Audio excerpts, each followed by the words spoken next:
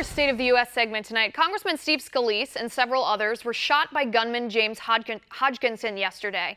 This happened while they were practicing for the congressional baseball game. Now, according to eyewitnesses, Hodgkinson specifically targeted Republican elected officials. And I said it when Kathy Griffin did a photo shoot with President Trump's severed head, and then when the New York Public Theater showed Trump being assassinated.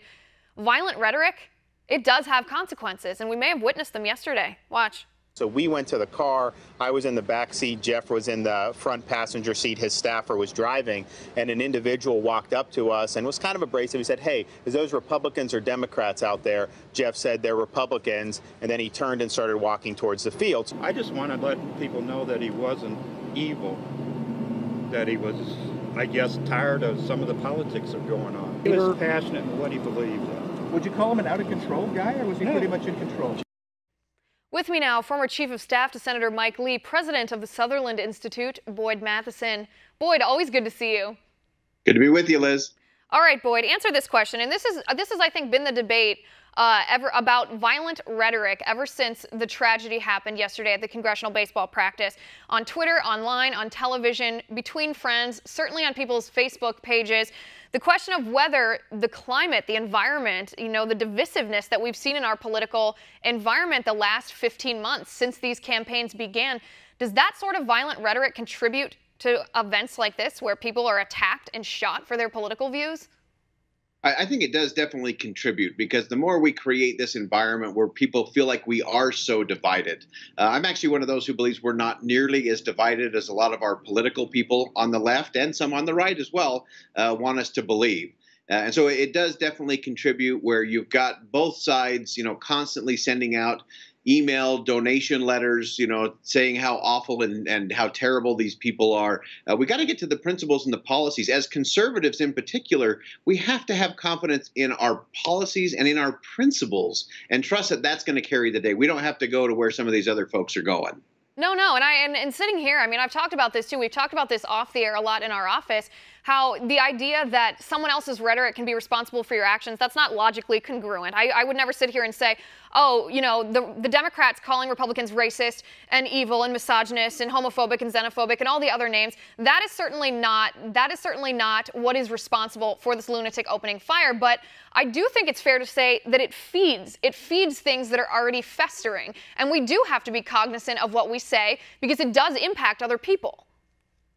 You're absolutely right, Liz. And I think one of the things that we're seeing in society is this idea of contempt, that if you look at someone and you deem that person to be utterly worthless as a person because of their political views, it makes it much easier to rail against them in the media, or to say horrible things or outright lies about them, because they're not really a person. There's no value there. And so we have to step back away from that, recognize that we can have differences, and that we've been here before as a country. We've had many periods in our history where people have been worried about the rhetoric. I always think of Thomas Jefferson's inauguration. The newspaper of the morning said they were worried his inauguration would spark a riot that would lead to a revolution. And he did something interesting. The Adams and Washington were both sworn in as president in their military garb with the honorary sword.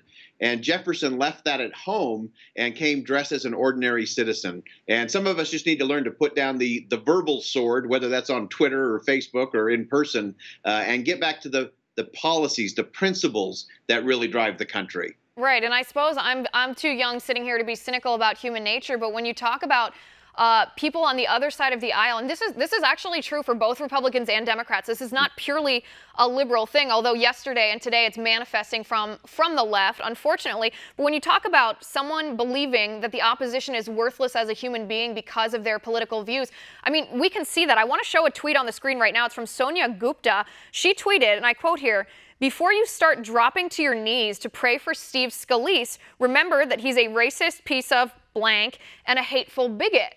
Right there, she's justifying violence. She's justifying an assassination attempt against a member of our Congress purely because she doesn't agree with his political policy. Boyd, I almost don't even know how to respond to this. Yeah, and that's where our political leaders do need to step up. And this is not about a kumbaya moment in the House or a group hug on the steps of the Capitol. Our political leaders need to step up. Again, both sides with these kinds of things. The left has got to step up and say, enough. This is not what we're about. That kind of tweet, that kind of hate, and it is hate speech, by the way, that is not acceptable to our form of democracy. And people have to be willing to do that. The sad thing is I don't think our political leaders will lead on this, as they rarely lead. They usually follow. And so that puts it back on us as citizens. We need to ask ourselves before we melt down somebody's Twitter feed or blast their Facebook page, is this going to elevate the dialogue? Is this going to move us in a direction where we can actually have a real conversation? Right, right. And that's true. I certainly don't mean to make this woman a target. I was simply using her tweet as an example because these types of tweets they're very common on Twitter right now. You look on your feed, you look at any hashtag, this is what's prevalent on Twitter right now, and it's shocking. And it's not just individual citizens. It's not just the hashtag resistance movement that hide behind the anonymity of their keyboards and do this online. Even the New York Times, their editorial board, not someone writing into the paper, not a nasty comment underneath an article, their editorial board likened this to when Congresswoman Gabby Giffords was shot, and how they blamed Sarah Palin on that, blamed Sarah Palin for sparking the shooter's violence, which was widely debunked. The guy was obsessed with Gabby Giffords for 3 years before that meme that they were talking about ever happened. But they don't even seem to recognize their double standards, which feeds into the left justifying violence. Yeah, what came out in their paper today, in their editorial, was absolutely inexcusable. I mean, not only was it not good journalistic reporting, I mean, that was absolutely denying the reality. The shooter in the Gabby Giffords case was a Democrat, was far more liberal in his leanings. Obviously, had nothing to do. He wasn't even on any list of anything Sarah Palin was even involved in. So for them to go back and equate yesterday's incident to what happened with Gabby Giffords is absolutely inexcusable.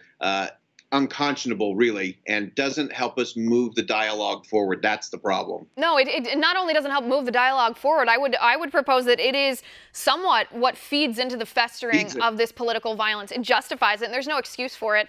Boyd, I appreciate your optimism. I appreciate you coming on the show. Thanks for being here.